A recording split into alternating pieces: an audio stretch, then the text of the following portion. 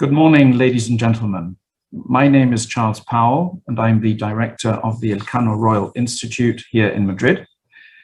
So let me welcome you all to this round table, the title of which is Scanning NATO's Future to 2030, Implications for the South. So before we jump in, let me just provide a little bit of context.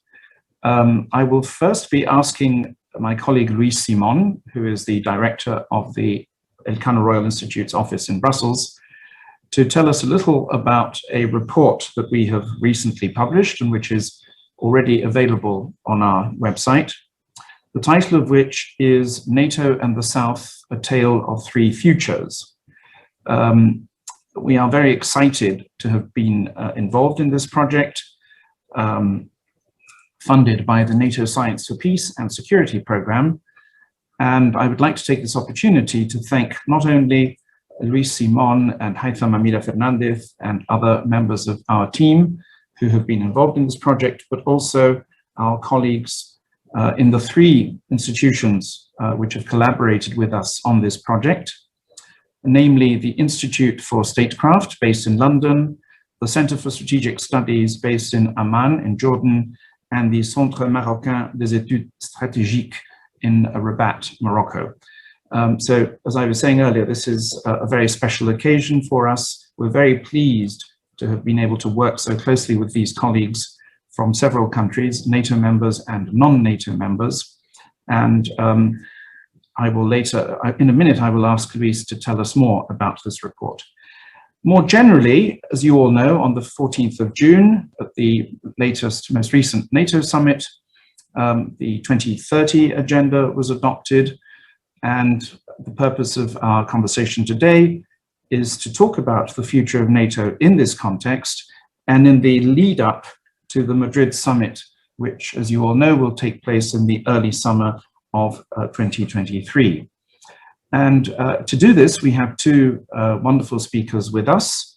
Let me say hello, first of all, to Assistant Director General David Van Biel, who is Assistant Secretary General, for Emerging Security Challenges. David, thank you very much for joining us this morning. Pleasure to be here, Charles. And we also have with us our dear friend, Cristina Gaillac, who is the Spanish Secretary of State for Foreign Affairs and for Iberoamerica and the Caribbean at the Spanish Ministry. Good morning, Cristina. Thank you for joining us once again. It's lovely to have you with us. So I will first hand over to Luis, who will talk for about 10 minutes to tell us a little about the project, the methodology, the major conclusions.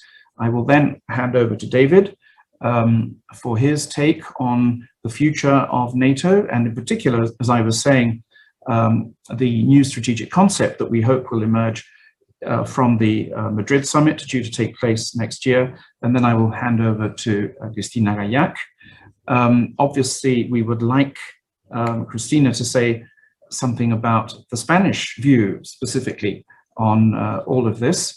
And we at Elcano are going to be working very hard starting in September throughout the next year or so to try to make a significant contribution to this ongoing conversation about the future of NATO.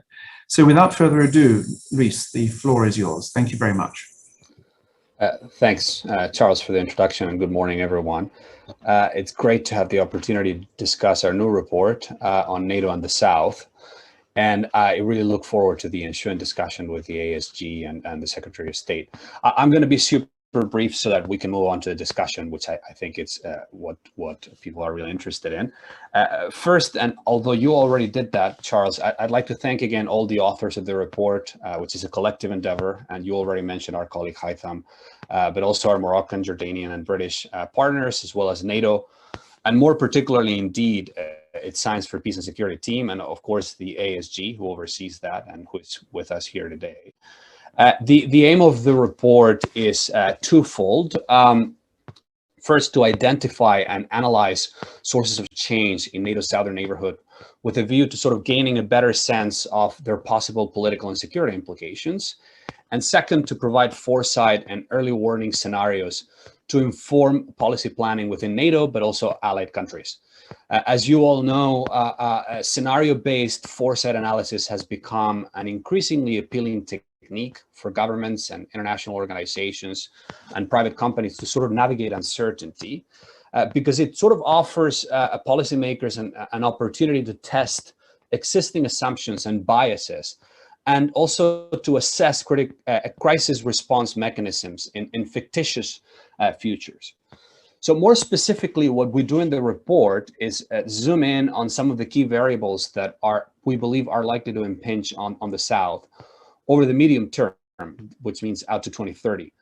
And to do that, we actually develop 3 plausible alternative futures for NATO South out to 2030. And we chose 2030 for several reasons. First, because it fits quite well with NATO's ongoing strategic reflection process, which has just concluded, as you were mentioning, Charles, but also because 2030 is far enough from the present, which allows us to distinguish our exercise from straight policy analysis, but it's also close enough so as to allow us to project existing trends and avoid falling into the realm of just wild speculation, right?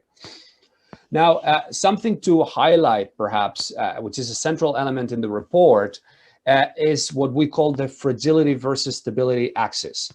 As we know, state fragility is an important driver of instability and insecurity across the South, as is indeed recognized and underscored by NATO itself and many of its member states.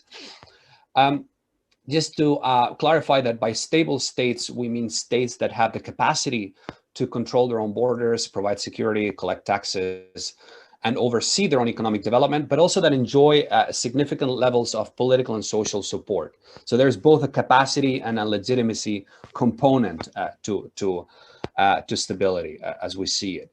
And by fragile states, we mean states that do not have the capacity or legitimacy to provide for security, political stability, or economic development. So what we do in the report is play with this stability fragility axis, and with variation in that axis to sort of produce or outline 3 alternative futures in 2030.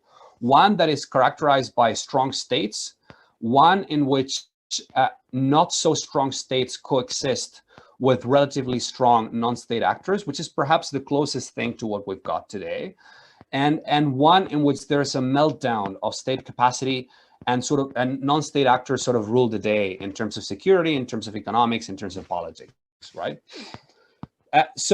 And having laid down the sort of the parameters of each alternative future, what we then do is identify a number of trends that we believe are key to understanding the region's evolution and that will be present in each future in one way or another. And we clustered those trends around 3 thematic clusters. One, geopolitics and security, a second one on governance, economy and society, and a third one on energy and climate and the energy climate nexus. So we then cross-reference those thematic clusters against variation in stability and fragility to produce the 3 scenarios that the report outlines. Now, just very, very quickly on the 3 scenarios. In the first scenario, which is the stable state scenario, we observe a pattern of interstate competition, cooperation, in sub-regions like the Maghreb. We also see Iran and Saudi Arabia sort of put on hold their conflict and focus on domestic development. We see peace deals in Libya and in Yemen, and also economic growth across the region and FDI rising considerably. We observed that the COVID crisis was a turning point for regional elites and spurred an emphasis on all sorts of measures to mitigate socioeconomic stress and a turn towards economic diversification. Geopolitical competition is still present in this scenario, but is not as apparent in the sense that governments are reluctant to take risks beyond their own borders, and they focus most of their energies inwards. And non-state actors are much less prominent in terms of regional politics, which also means that interstate competition through proxies, which is a key feature in the region, becomes less prominent in this scenario. Of course, as I was saying, not everything is rosy, because on the one hand, interstate competition takes on more silent functions because defense spending shifts from counterterrorism and other irregular threats to more traditional capabilities and interstate deterrence. And that also opens up the path for arms sales from external actors, in particular Russia and China. In the sort of intermediate or gray scenario, as we call it, in which relatively strong states coexist with relatively strong non-state actors, that scenario sort of depicts the 2020s as a lost decade in which the region suffers the long-term economic consequences of COVID, which sort of exacerbates existing economic imbalances. The scenario also paints an Arab revolt whose epicenter is in the Gulf, and which puts monarchies under pressure and leads to repression. And we see also a reduced state capacity to provide social services and employment. And that sort of leads to an erosion of state influence and a strengthening of non-state actors, which has different implications across the region. But I'm not going to dwell into the specifics. We can do that later if need be. Now, in the so-called chaos scenario, as I was saying, what we see is a meltdown of state capacity and growing regional anarchy. So we see that COVID had a devastating impact across the region, leading to a collapse of the Gulf economies and a collapse of regional order. Then in the central Mediterranean, we see the Libyan crisis spill over to Tunisia. We see a massive influx of refugees and immigrants from sub-Saharan Africa to Europe, and a peak in terms of fatalities in the Mediterranean. We see that the Eastern Med is as contested as ever. And we also see an increase in Russia's reach into the Western Mediterranean, mostly through Algeria. We see turmoil in Saudi Arabia, again triggered by the pandemic and the economic crisis, and a significant weakening of the state and an increase in Al-Qaeda's reach. We also see China intervening to help Saudi Arabia suppress riots. And we also see Russia take advantage of the chaos throughout the region to sort of flood it with weapons. And we see Russian naval bases pop up in Libya, in Sudan, in addition to the one in Syria, right? Now, of course, thanks to its reinforced military cooperation with Algeria, Moscow is sort of moving closer in a sort of encirclement-like fashion to NATO's southern borders. And China, again, is reinforcing, sort of leveraging the chaos and the fragility to reinforce its position across the region through investments, aid packages, and arms exports. Now, very briefly, when it comes to the conclusions and policy recommendations, we, of course, take NATO's own trajectory and toolbox as a point of departure.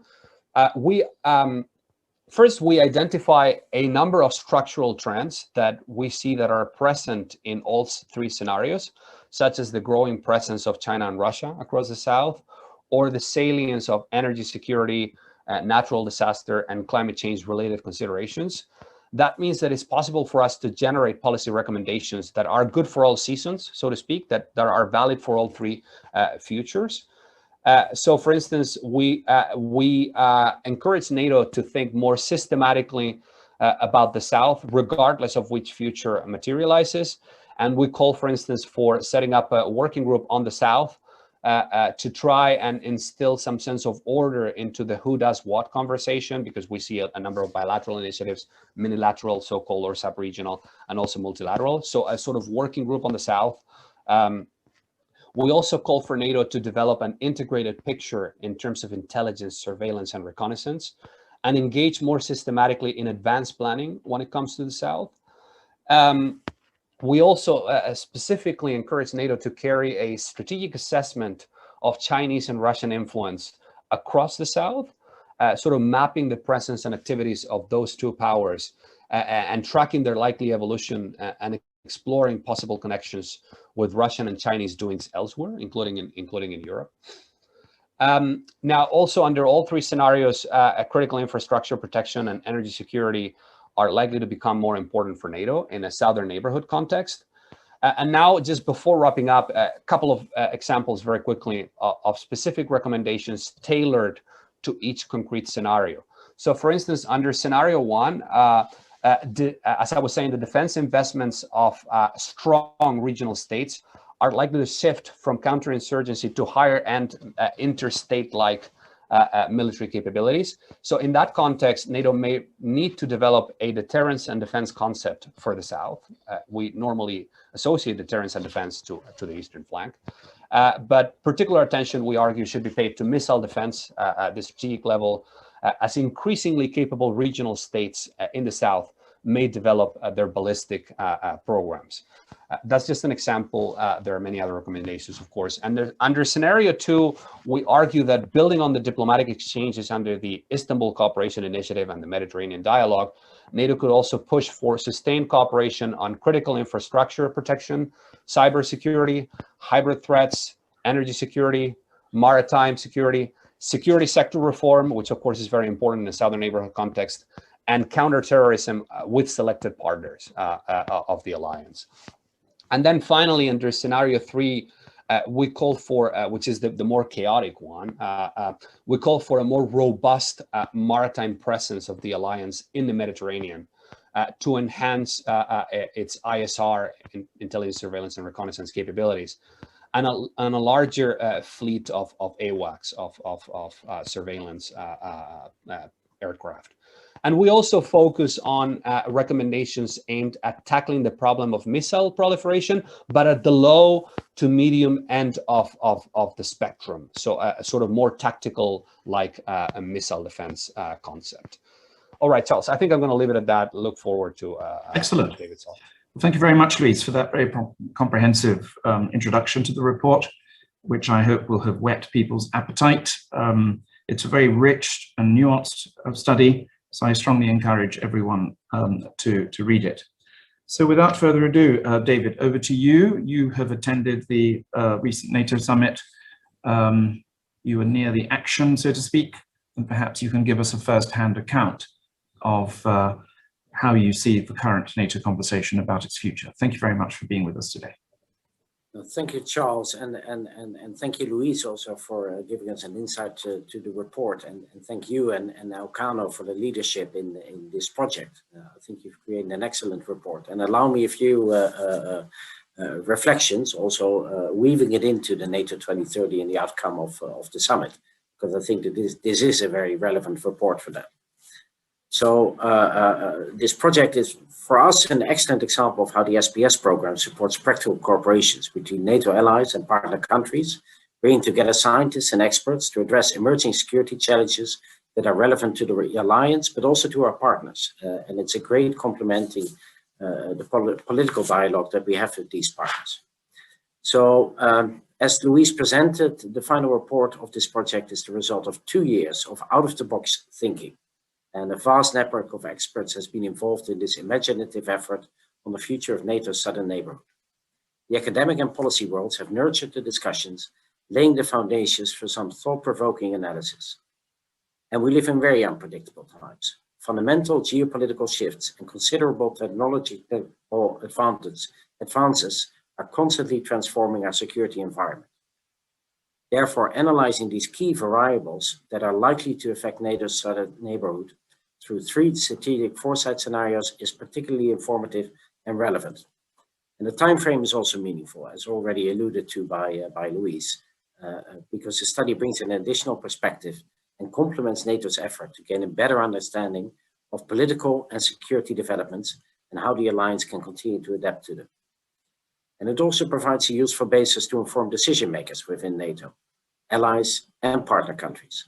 Its policy recommendations resonate with the key themes that are addressed at the 21 summit here in Brussels and in the context of the NATO 2030 initiative, as mentioned, that was led by the Secretary General.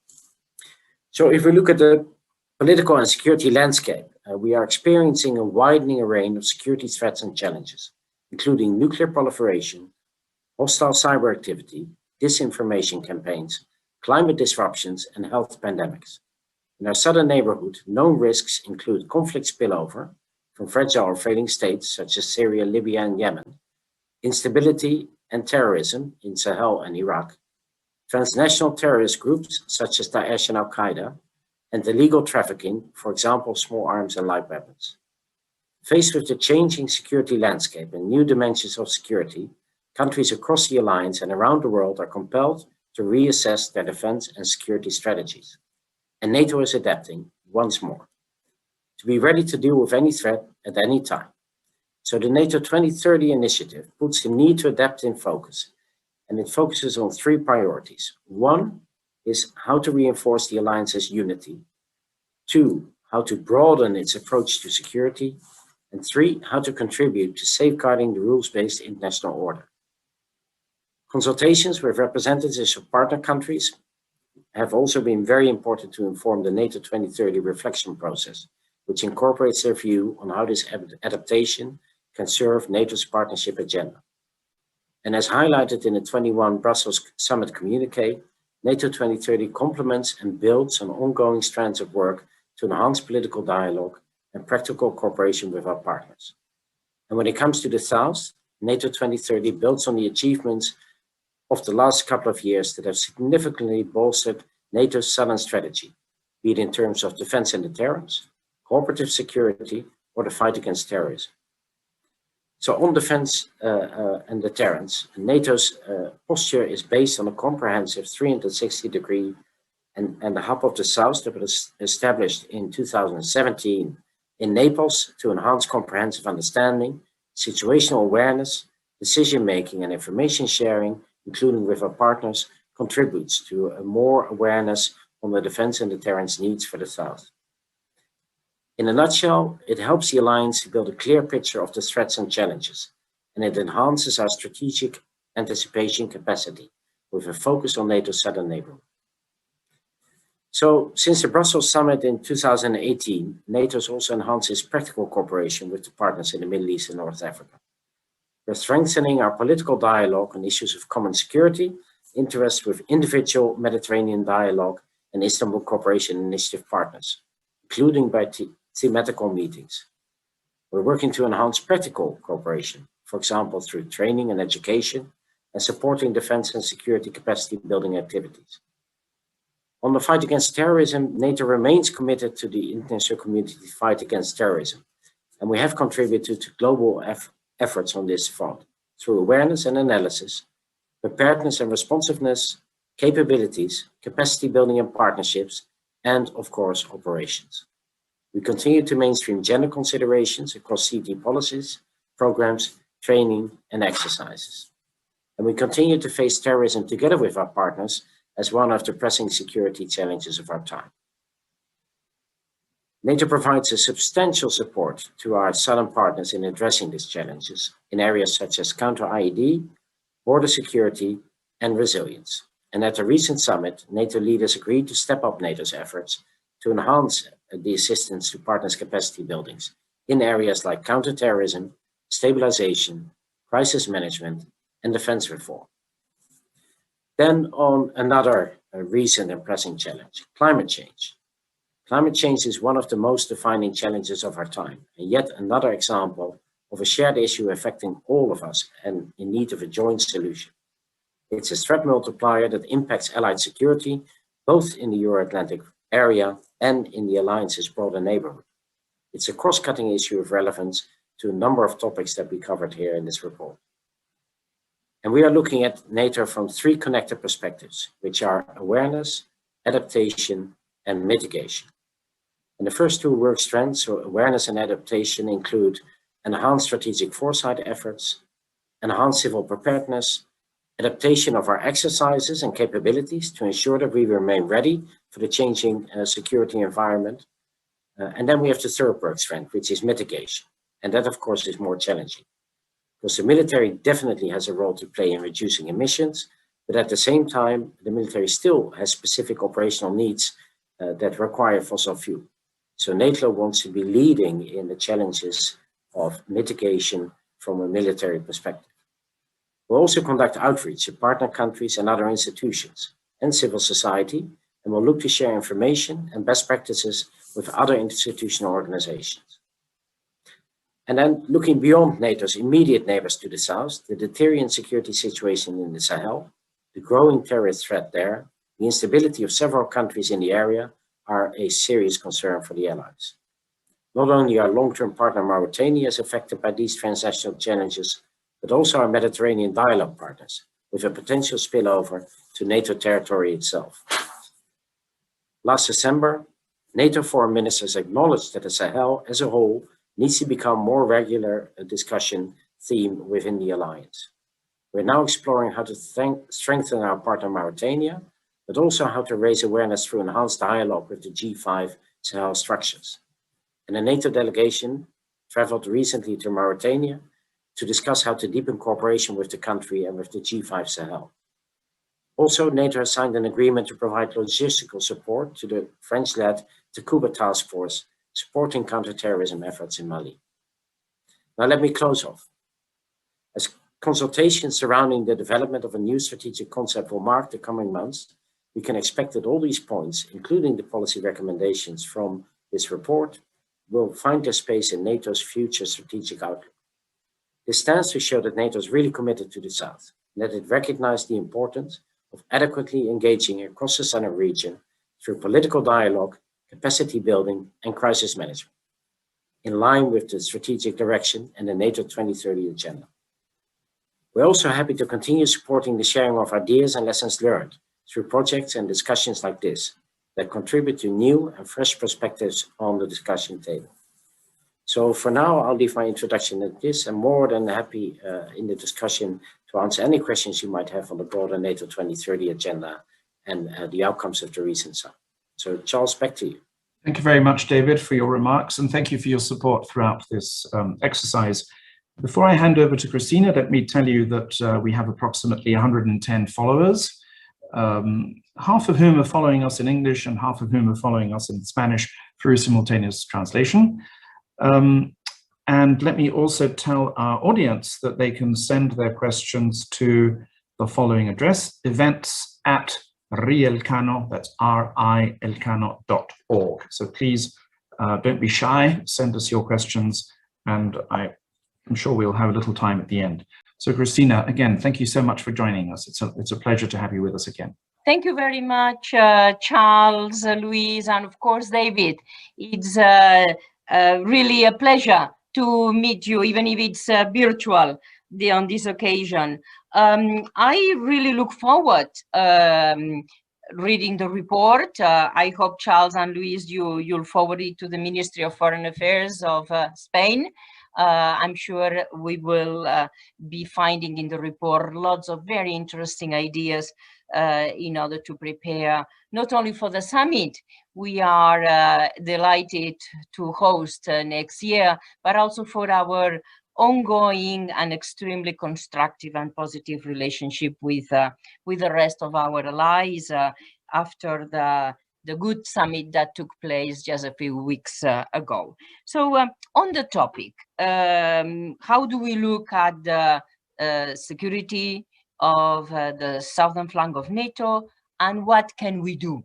And mind you, Spain, just looking at the map, knows very well where it is and the issues that the geography bring to us as a Spain, to us as a member of the European Union, to us as a member of NATO, and how we can ensure that together we analyze and together we respond in an efficient manner. First of all, the type of threats that emerge from the South. Definitely many complex threats, somehow of different nature from those in the East.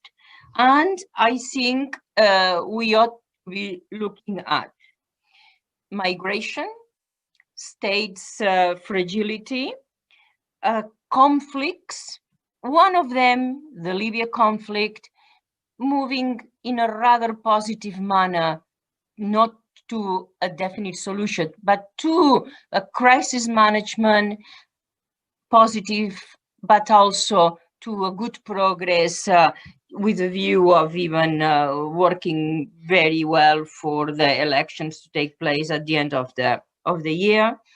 Another conflict, extremely complex, Israel, Palestine, and Syria, and Sahel. Sahel, as it has already been mentioned, as a major source of instability for us. It is our neighborhood, the Sahel. It is the neighborhood because we just have to see the map and what stems from the Sahel.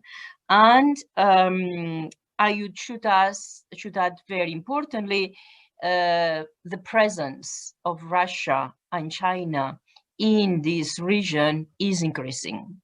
Russia had a permanent presence in the east of the Mediterranean and now has a more permanent presence in Libya.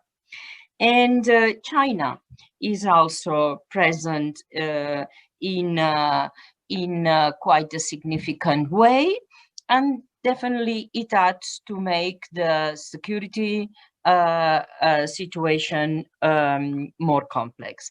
And let me add as well to the definition of the threat. We have a major instability in the Gulf of Guinea, where one of the major objectives should be to ensure there is no connection at all between the destabilizing forces of the Sahel and the destabilizing forces in the Gulf of Guinea. They are of different nature. The destabilizing forces of Sahel are in particularly radical extremism, Al-Qaeda in different forms, and the destabilizing forces in the Gulf of Guinea are more of traditional piracy and challenges to free navigation. And therefore, we don't have any interest at all in the two being connected through in some countries in the Gulf of Guinea, which are very fragile. So the definition of the threat goes accompanied to the fact that there is a total lack of socioeconomic development in the Sahel region that impedes the progress, and this is added to extremely fragile institutional systems. We just saw in the last 10 months 2 coups d'etat in Mali, or we saw the killing of the president of Chad, and replacement by an internal rearrangement, and Chad being a key country for the stability of the region. So I think this is a summary of how do we see the region in terms of threats and in terms of challenges that it poses to us. And I think the question is how NATO can play a role, what type of role in preventing and mitigating those threats. Considering to our mind, being both members of NATO and the European Union and other organizations, that NATO might not necessarily be in the lead, but yes, as part of a cooperative effort, very important, that needs to be organized with other organizations. So the type of complex challenges that the region poses to us, I think, allows us to define at least a couple of areas of action for NATO. First of all, to define well the NATO's strategic purpose in the region, which has to include, of course, the fight against terrorism, has to include, of course, how do we structure our role in the role of NATO in underpinning the socioeconomic development, and how do we organize and develop already processes that are taking place, such as it has been mentioned, the Mediterranean dialogue, the reinforcement of cooperation with the Mediterranean, the southern Mediterranean countries, including Mauritania, as it has been mentioned by David. So this is for me quite, for us, quite important. Second, we will also be benefiting from an analysis of what we mean by the South and MENA region. MENA region with the extraordinary threats posed by Syria, by the Israeli-Palestinian conflict, and the Southern Mediterranean, more Maghreb, and then of course Sahel. All this, I think, sends a clear message, is that Africa has fully entered into the alliance radars. And the fact that we looked at the Mediterranean only as the Southern Mediterranean, but now we talk about the Sahel, we talk about the connection with the Gulf of Guinea. I think it is clear that Africa is present, and if NATO approaches the security and the threat challenges in a 360 manner, it has to look at that. In addition, if we add to what I have already mentioned, that Russia and China have a growing influence. I'll give you an example. In the Gulf of Guinea, key actors are China navigation presence, including the presence of the Chinese economic exploitation of the rich fisheries, or if we go to the other side, Djibouti. I think Djibouti is another example of China's influence militarily in the Gulf. We know that Djibouti naval base of China with weapon systems supply and all sorts of economic and technological developments there. So a few ideas on how we should approach the challenges and how we should get organized to tackle them. I would suggest an approach of NATO to the South, which is coherent, that we look at actors, we look at challenges, we look at this in a global manner, and we analyze them and do act accordingly. Again, the NATO approach to the South must be part of this 360-degree approach, both military instruments, non-military instruments. We have talked very, I have just mentioned terrorism. Terrorism is faced through a whole set of instruments, and both military and non-military. Another point, I think it's very important to mention that NATO's response must be interest-driven and answer a specific and concrete security challenges. The definition of challenges such as climate, David already mentioned, on climate, NATO can approach the mitigation, but the prevention is done by other instruments, other organizations, and other actors. Another point which stems from the one I've mentioned is that NATO's response must add value and should be in coordination with other organizations. An example, the Sahel has presences, bilateral, has multilateral presence, the UN, for example, regional presences, ECOWAS, it's been extremely active in the Sahel,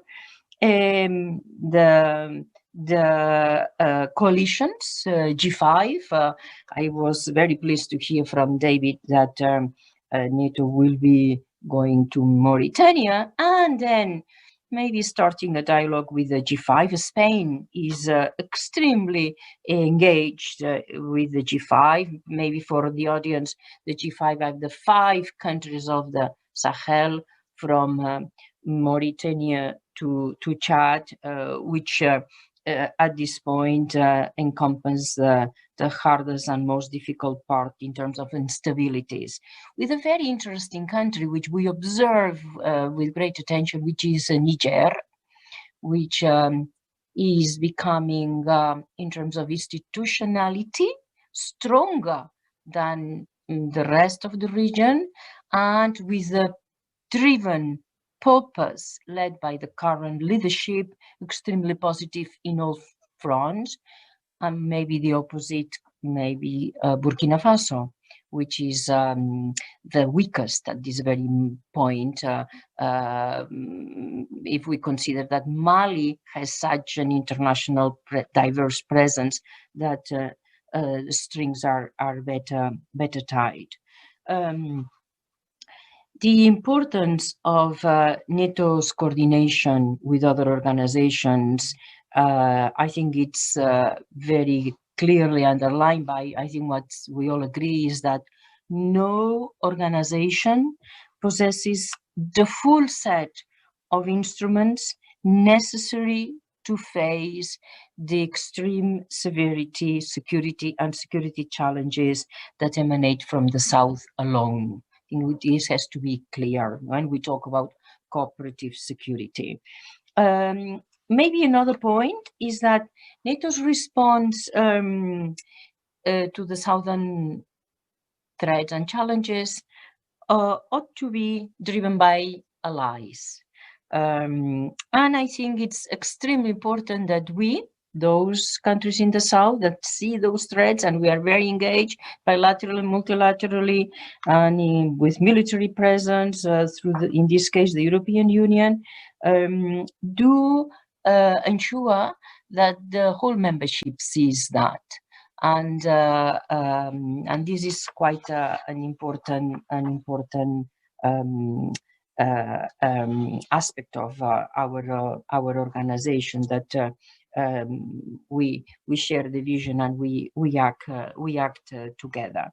So I think we have a very interesting period of time ahead to the summit to deepen better the analysis and sharpen the understanding, and how we are going to be able to project the NATO's role in order to face the most extreme volatile region that we face, in particularly us here in the Mediterranean. When we look at, and this happened in the last meeting of the Daesh coalition in Italy, when we look at the movements of the terrorist groups from Iraq, from Syria, they all are being displacing to the Sahel. And this is not a minor challenge. We together worked extremely efficiently in support of the stability of Iraq, in support of political processes to make that part of the world very fragile still, but more stable. I think we ought to do the same with the Southern Mediterranean. And we have to anteriorize very well what instruments do we have through NATO, what instruments do we have through the EU, through the other organizations, and bilaterally. The fact that the next summit is going to happen in Madrid, I'm sure it will bring a lot of Southern flavor to the discussions, but not only flavor, but lots of good solutions and responses. And maybe I would add one final point. I think looking at our maritime strategy, both for the Mediterranean and both for the Atlantic and Gulf of Guinea, would be very useful, because maritime strength will be extremely important, as it has always been for the Mediterranean, in order to project the stability that we want for the region, which is so close to us. With this, I'll bring the floor to you, Charles and Louise, and ready to engage with the discussions with the audience. Thank you very much. Thank you, Christina, for sharing those thoughts with us and your very impressive knowledge of the region as well, of course. I have quite a lot of questions coming in, which I would perhaps like both of you, Christina and David, to tackle. David first, perhaps. The same question, two questions to both of you. First of all, several people are raising this issue about NATO's cohesion. How cohesive is NATO when it comes to the South? Are NATO members really on the same page when it comes to the South, or are internal divisions seriously hampering, limiting NATO's effectiveness in the South? And the second question, again to both of you, and I understand that this will be an important part of the NATO summit here in Madrid, refers to EU-NATO cooperation. Christina very diplomatically suggested, and rightly suggested, no doubt, that NATO doesn't always have to be in the lead, because there are other institutions that have a bigger presence in the region.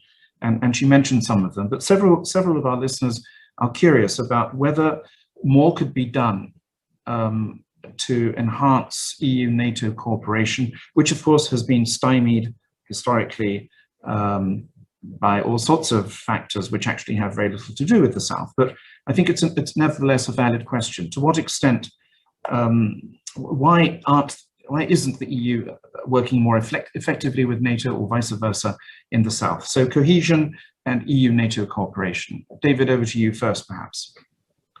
Thank you, Charles, and very interesting and relevant questions. So let me address them one by one. On cohesion, I think it is natural that your imminent neighborhood has a large influence on your perception of security and the challenges and threats. Being closer to the developments, like Spain is with regards to the South, provides a better insight, provides a better view to what the real challenges are and how to tackle those. Then, for example, if you are in Lithuania and probably have a better insight into the Russian activity on the eastern border. That doesn't mean that there's no cohesion within NATO when it comes down to tackling those issues. And that's where the 360-degree comes in. So yes, there is a difference in awareness of the threats, depending on where you are based, but there is a strong cohesion in how to tackle these threats, and that they all need to be tackled in with the same attention. And I would say with regards to the South, that one of the recent things that seem to have really come into our conscience is that we live in a time of strategic competition and a time of a globalized world. So NATO being a regional security organization is not immune to threats that are not based on a territorial or geographical basis. When it comes down to cyber, when it comes down to economic security, already was mentioned the influence of Russia and China in Africa. When it comes down to counterterrorism and the fact that organizations like Daesh can spread from the Middle East to Africa in a very efficient manner. When it comes down to climate change and the security implications that this might have on topics like, for example, migration. When it comes down to disinformation, we're talking about in some aspects fragile countries where spoilers who would like to destabilize the country have all the digital means to their availability to cause serious security issues that will affect NATO. So this awareness that this changed world, this globalized world with global threats in combination with strategic competition requires attention is very clear to all allies. And I think that the NATO 2030 decisions that have been taken at the summit, that they reflect that. That NATO is not only a collective defense organization, but that NATO has to provide security also to those threats that don't always cross the threshold of Article 5, but can be of strategic importance for our long-term security. And of course, our publics expect us to address these security needs because they are the security challenges that they face on a day-to-day basis. Now, on EU-NATO cooperation, I could fill another 10 hours of this forum, but we don't have that time. They are significantly different organizations. NATO is a defense organization, so has a smaller mandate. The EU has a very broad mandate and has economic means to its availability, legislative means, etc.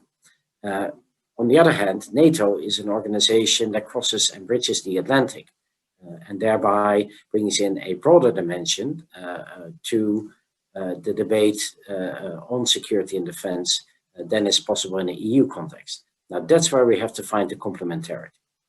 So where in NATO, you can have the discussions about all matters related to security and defense, in some cases, it will be the EU and individual allies that will have to actually take the actions in order to make sure that we have the right legislation, economic cooperation, etc., because that's far beyond NATO's mandate. To accomplish this complementarity, I speak to the EU staffs on a day-to-day business, and we have a full awareness of what we're doing, and we're trying to synchronize, despite sometimes the political difficulties that we have to enter into very formal cooperation on some topics. But I'm very hopeful that we'll make sure that we regard this complementarity. I believe it at that for now.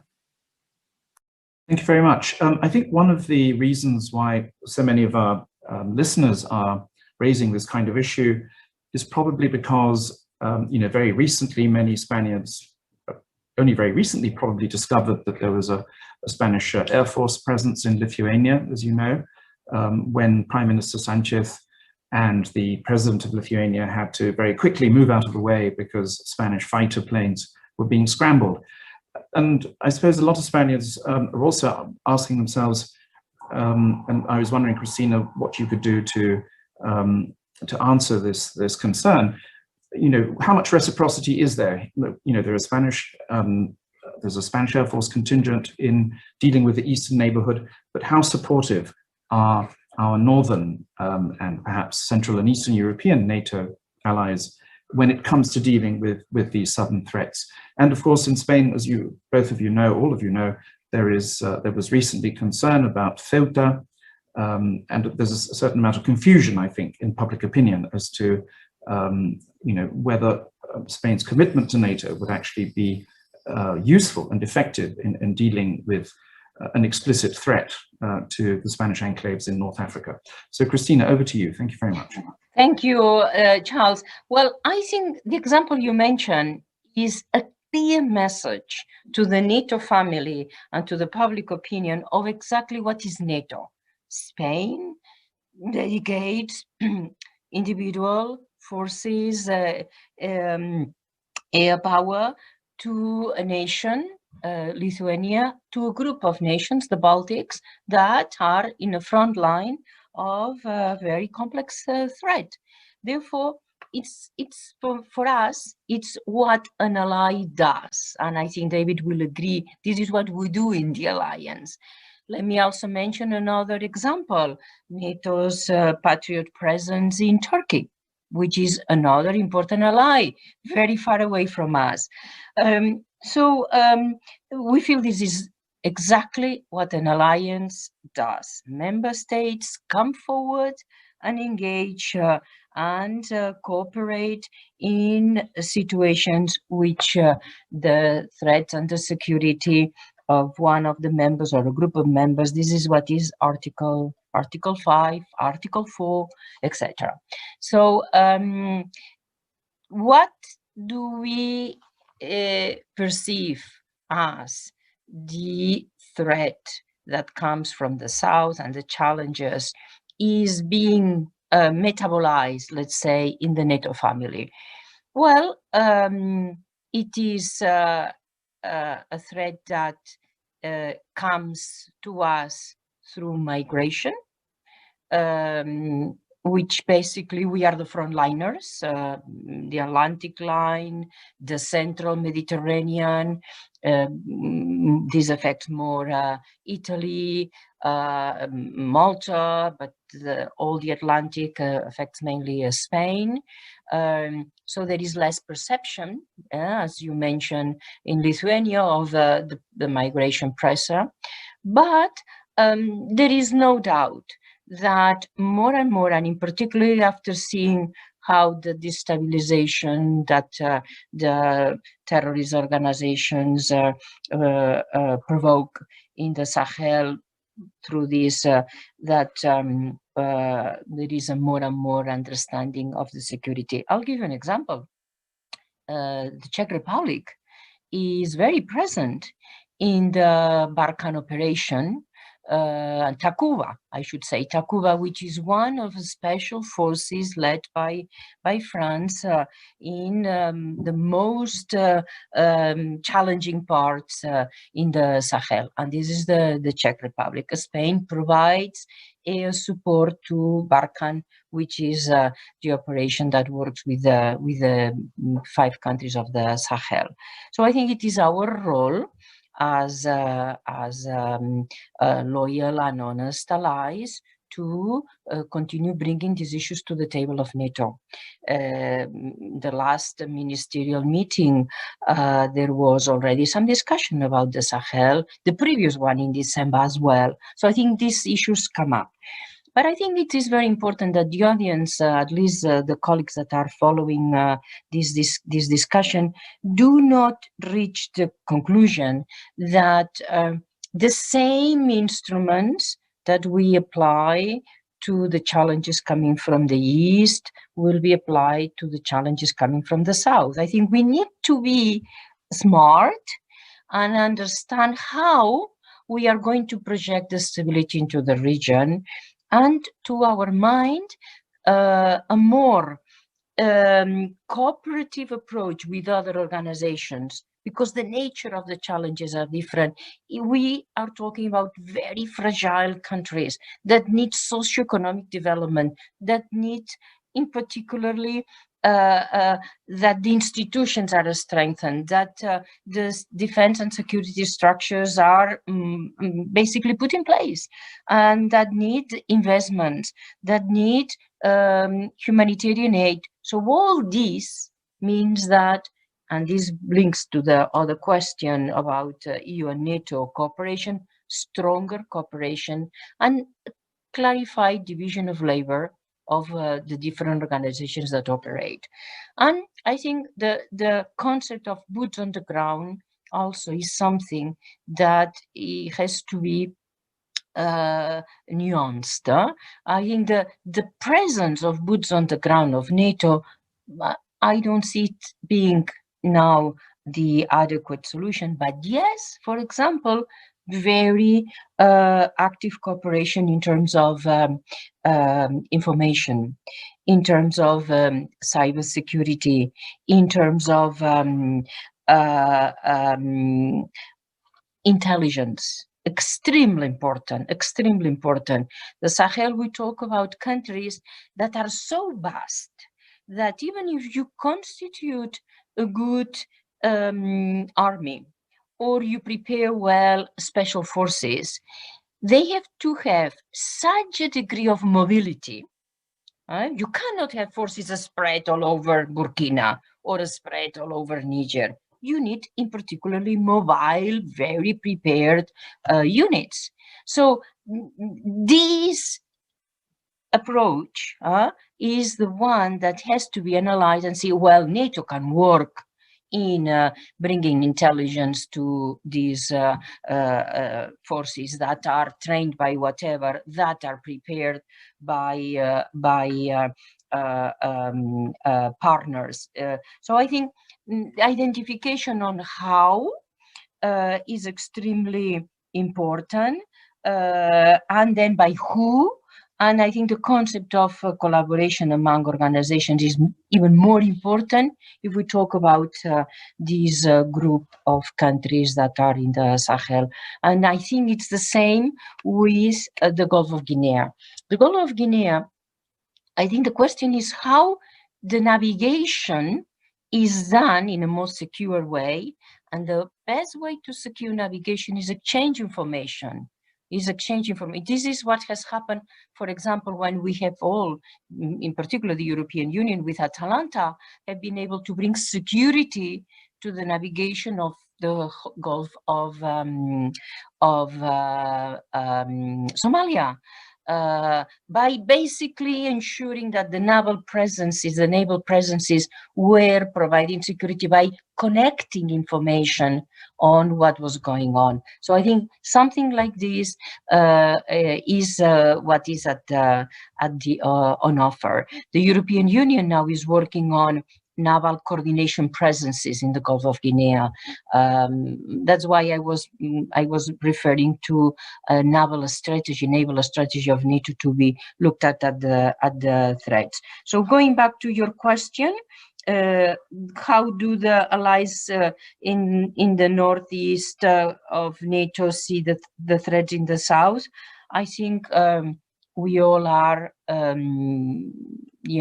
working on such a global approach and global premises that we see the threats in a different way, and therefore I think we are able to work in a very collaborative and how the ally does as an alliance. Thank you very much, Cristina. Thank you for both of you for your very interesting remarks. I'm going to hand over to Luis now, who's been extremely quiet and disciplined. Forgive me, Luis. And perhaps you would like to wrap up and make a few final remarks. Thank you. Over to you. Thank you, Charles. No, I mean, nothing to add really from my side, other than thanking again the ASG and the Secretary of State for such terrific overviews, as you already said, of the Alliance's Southern agenda, and also for putting them in the context of the broader agenda, right? And linking that to the whole great power competition theme that you touched on, David, and also NATO EU, and Cristina touched on that. And again, to thank the ASG and his team for their support throughout the project. It's been a wonderful ride. And to the Secretary of State, we'll be sure to send you a hard copy. And let me also take this opportunity to thank all the Spanish MFA officials that have helped us with this report and with this project, and in particular also our ambassador to NATO and the NATO team. They've been very helpful. Also the British who have been a partner, and the British team at NATO, and of course NATO more broadly, and our Jordanian and Moroccan partners. But that's it from my side, Charles. Thanks again, terrific conversation, and hoping to continue talking about this. Brilliant. Well, thank you very much, Luis. Congratulations again, and thank you, Cristina and David, for joining us. And let me thank the 100+ audience who've been following us during the last hour. And I hope we can continue to talk about these fascinating issues in the run-up to what I'm sure will be a fascinating and very constructive Madrid NATO summit in 2023. Thank you all and have a good day. Bye. Thanks to all, David, Charles, Luis, thank you very much. Thank you. Gracias, Cristina. Gracias. Un abrazo fuerte. Gracias. Adiós.